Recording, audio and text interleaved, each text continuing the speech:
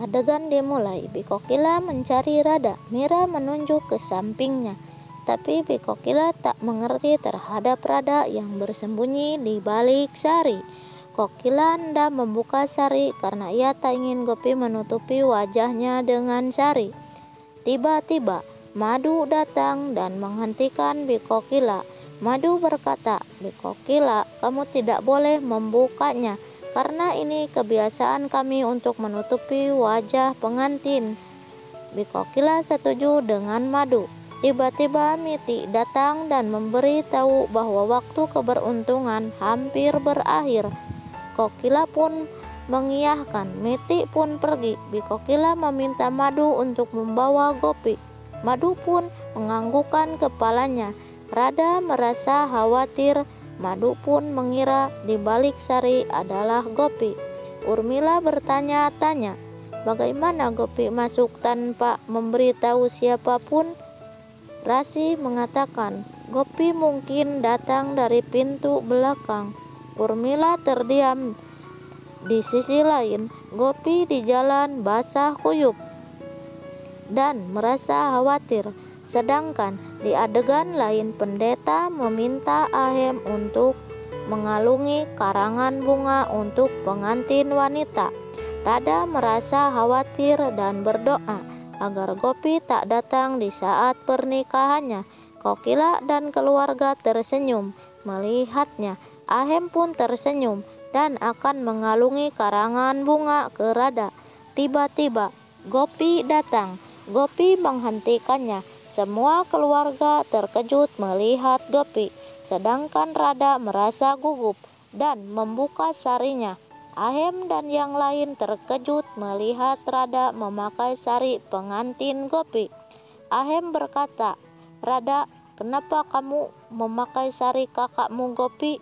Rada mengatakan, "Untuk menyelamatkan Kak Gopi dari amarahmu. Jadi aku memakai sari Kak Gopi menjadi pengantin wanitanya. Untuk menghindari dari kemarahanmu, Ahem." Ahem dan Gopi memarahi Rada. Rada berkata, "Aku menyelamatkan Kak Gopi saja. Aku tak akan menikahi Ahem. Maafkan kesalahpahaman ini. Aku mohon." Gopi pun terdiam. Kokila pun meminta Gopi berdangdan dan memakai sari pengantinnya. Madu pun mengajak Gopi pergi. Rasi dan Urmi tersenyum melihatnya.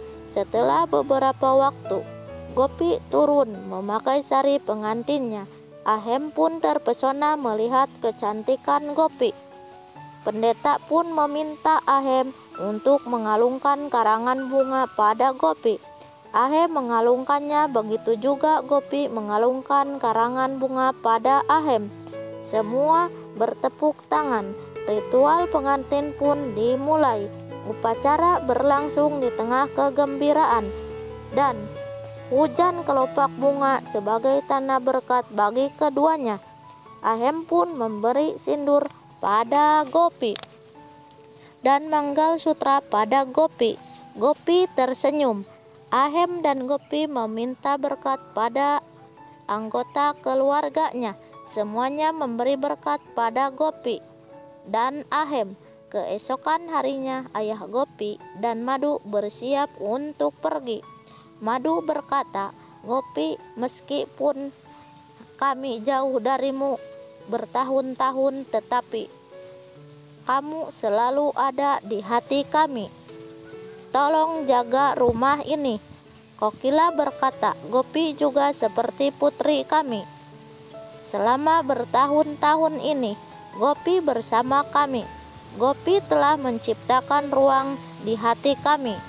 Ayah Gopi meminta maaf atas perlakuan Rada.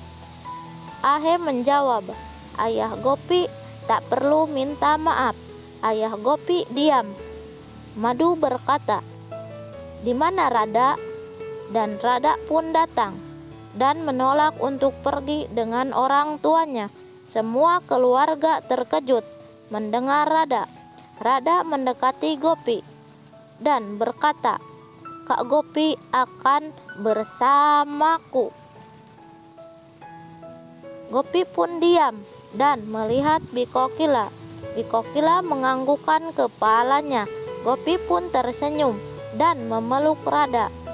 Rasi senang melihatnya dan berkata, "Aku akan membuat Radha menari mengikuti iramaku." Rasi terdiam, lalu Ahem menelpon Gopi. Tapi Radha yang menerima telepon Gopi. Ahem terlihat marah.